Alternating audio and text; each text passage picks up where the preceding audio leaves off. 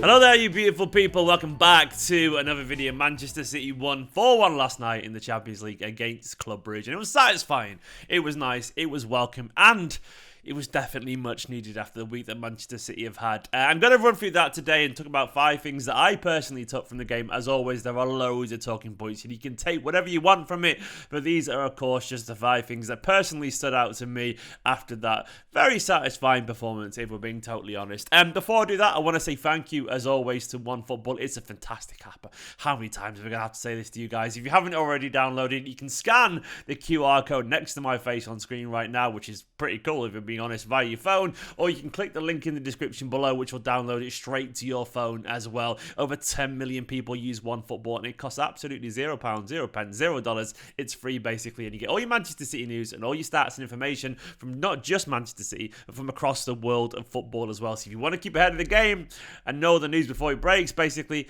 OneFootball is the best place to download right now. Go and do it. Best place to download right now. Best thing to download right now. Go and do it right now so you don't miss out. I would like to say as well, quickly before I get into the video, please do hit that subscribe button. We're so close to 60,000 now. We only need like 1k more. So please do hit the subscribe button. It massively appreciates it. And while you're there as well, please hit the like button on this video. So let's start with the first thing that I took from this game. And it came from something that I was saying at halftime during the watch along last night. Manchester City, they need to be aggressive, man. They need to be aggressive. We need to go full cheerleader and be aggressive. And we really do need to be aggressive. And what I mean by that is, in the first half, the football was nice. The football was polite. It was pretty on the eye and all that kind of stuff. But it wasn't really effective. The way you tend to create chances is by being explosive and creative and deadly in the final third, and essentially by forcing the opposition to make mistakes. And I thought what Manchester City did in the first half was pass it around, all very one pace. It was all very nice, and that's what we've got. We've got a lot of players who like to do that, who like to be very subservient to the system and the team, but sometimes you need someone just to be a little bit arrogant and take the game by the scruff of the neck. In the second half, I think we saw an awful lot more of that. We saw players running with the ball more. I saw Gundogan even attempt to dribble at one point. See Bernardo Silva driving down the right. We saw Foden being a little bit more direct. And that stuff is kind of needed because it doesn't always have to work. It just creates chaos. If you think a player's going to dribble and you see him doing it, 2 players go over to him, which creates space. Or you get past them and then it creates even more space because you have to draw someone else. If you think a player's going to shoot a bit more, and this is why I'm personally in favour of shooting from outside the area, players then close you down, which once again creates space. But what we're having in the first half, we weren't seeing players shoot from distance or even in the area. They were trying to find the next pass. And sometimes, even if the shot is blocked, it doesn't matter because it's about creating uncertainty and creating a little bit of space. That is why you be aggressive. That is why you run at people. That is why you take pot shots. That is why you just, like, there was one bit where Foden shot from a really tight angle, which was, he absolutely spooned it. But I kind of liked it because that's what you should do. Because if they think you're going to shoot, they're going to try and block it and they're going to try and jump in a little bit more. Don't think, they're going to pass. Don't make them think they're going to pass it anyway, because it means they don't make mistakes and they don't get rash. So sometimes the team that just shoots a bit more is more likely to score, not because the shooting is better, but because they force the opposition to make mistakes. So that's why I would be telling the players to run a little bit more with the ball every now and then, especially in the final third, when it doesn't matter if you ever turn over because the team's set defensively. So be aggressive. It makes a difference, and that's what we saw in the second half. There was no coincidence that we broke them down. And secondly, slightly leading into this, I guess, there's a bit of Raheem Sterling hope. Raz came on yesterday, and he epitomises that, to be fair to him. When he came on the ball, he was running at people, and that pace, you can't deny, is devastating when he's on form. And I'm not saying he had a sensational performance yesterday and we should all bow down to Sterling now and we should play him every single week or whatever, because I understand his form hasn't been good. But what I'm saying is I will give credit where it's due. And a Sterling in form, if he finds that form, of course it's an asset. Of course it's an asset for Manchester City because he is direct, he is fast, he does beat people, and he does try and make things happen. It's not been coming off for him, no. But yesterday, that cameo was so encouraging, and I want to see more of that. On the right, he was running at people, he was being forthright, he was trying to score goals, and he got a tap in, of course, but he made a little bit of chaos by running past people a couple of times, and that pacing behind is devastating. And that, to me, is really, really optimistic, and I want to see a little bit more on that. I want to see it again. I want to see more of Sterling on the right if possible. Thirdly, we're all cansexuals now. There's a pun on Cancello. Cancello had a fantastic game yesterday.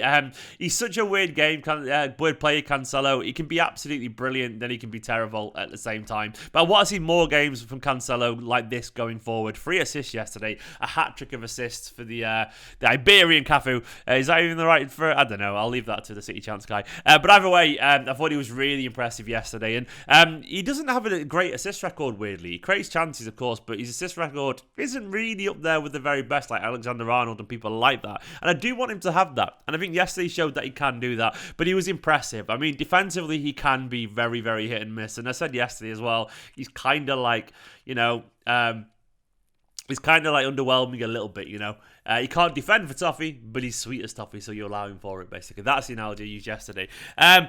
And I really love him, Cancello. I think he's a fantastic player. And when he's in that form, maybe there's an argument every now and then to see him on the left as a winger with the build-up play of Zinchenko behind him. I don't know. But Cancello yesterday was really, really good. And I want to see more of that Cancello. Get those crosses in, be involved and all that kind of stuff. Because when he's creating chances.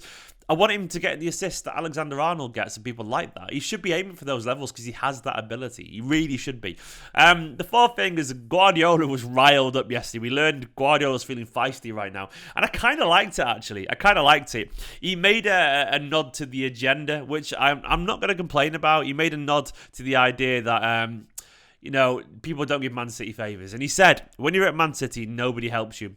If you're at clubs in a high hierarchy, then yes, but at City, nobody helps you. No one. Everything we've done, we've had to do it ourselves. That's why I'm so satisfied. When you're in a hierarchy clubs and big clubs, they understand, but not here. And he's not trying to say Man City are a small club. He's saying traditionally bigger clubs. What he's saying by that is like, those clubs, your Uniteds, your Madrids, your Bayerns, your Barças, they get the help they need. And what that help means, well, you can guess what he means by that. He's talking about, decisions go their way, things like that. People don't mind them winning stuff. It's very tinfoil hat, but I like it. I'm all for it. And Pep, he knows that. He's not probably wrong either. No, the other clubs don't want Man City winning it because they are new money, and they don't want Manchester City at the top there. And yes, they will. Everyone will do what they can to put City down there. And it's just how it is. It is. And I'm not going to complain because life's good for us. But he's not wrong. They don't want us. We're not welcome at the top table. And Guardiola, what he's saying there is he feels satisfying to win as a Manchester City coach because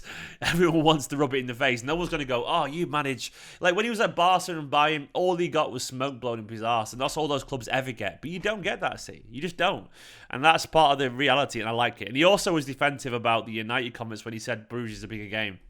He said, people took the piss. That's an exact quote. People took the piss for the fact that I said today is more important than United. And it was. Now the most important game ever is United. The sarcastic Pep, man. He's absolutely doubling down. And I sort of kind of enjoy it. A feisty Pep is a Pep that's going to serve as well. And hopefully he takes that anger and that energy into the United game and gets them going and gets them fired up. And they make short shrift of Ole Gunnar Solskjaer's United. That's what I want to see at the weekend. I want to see City go out, be aggressive, and try and batter the bastards. That's what I want to see, man. Finally, I thought there was really encouraging signs for John Stones. I mean, these are all relatively positive things. I could have picked other stuff to talk about, but I didn't want to. I want to talk about the positives. Or at least the constructive things anyway. And John Stones, I thought yesterday, looked like he's ready for a run of games. And I was really impressed with him. And what I was impressed by most, actually, I was paying attention to Stones, is that in the absence of Ruben Diaz, he kind of took it upon himself to be the one that was organising the defence. And I like that. There was a seniority to Stones' game. And even though he scored the own goal, I can't really blame him for that. It was a freak occurrence, But overall, even though he scored the own goal, he was the one controlling the defence and organising them where to be. And I really like that. And I thought he was good as well when he came on the other day against Palace in very difficult circumstances. John Stones clearly is a very good player. And I'm slightly looking forward to that John Stones-Ruben Diaz partnership again, which is coming at the weekend. That's not to castigate Laporte. Laporte's a fine footballer and a cracking player. But there's just something about the chemistry between Stones and Diaz. There's a bromance there, and I really like it how they both get the best out of each other. And I can't wait to see Stones get a run of games now. And that's not because I have anything wrong with Laporte. I think Laporte's made a few mistakes recently, so it's just part of the course, really. It's just fair that Stones gets a chance to play some games after being so patient. He's been so patient this season, sat on the bench. But Stones now, I think he's going to get a chance to impress. I think Guardiola was right, by the way, to play Laporte last night as well, actually, and not Diaz. I think that was an absolutely spot-on call because he knows Laporte's going to sit out for a few games, and he knows Diaz actually made a mistake against Palace leaping in. So maybe it was like a little, a rest for Diaz, but also don't make mistakes. Well, also, Laporte, you play this game. It's a chance to give him one more game before he sits on the bench for a few games, given the fact that he got his red card, and I think Stones will actually get a run of games. So I thought it was a good bit of managing from Guardiola last night. I'm looking forward to see an eager and keen John Stones to make an impact. Guys, they're the 5 things that I took from this game last night. Please let me know what you took from the game down in the comments below. Put a 1, 2, 3, 4, 5 list. I'm sure someone's going to be really childish and just slag off Grealish in 5 comments because I've said it before. People need to just relax for Grealish. I know he's not setting the world alight, but just calm down, man. He's not stinking the place out. Anyway, please do hit the subscribe button if you don't mind. Thank you to my Patreon producer, Scott Denemy, and all the names scrolling down the side of the screen. Download OneFootball as well. Check out the match reaction from last night if you want to, and I'll catch you in a bit. Bye-bye.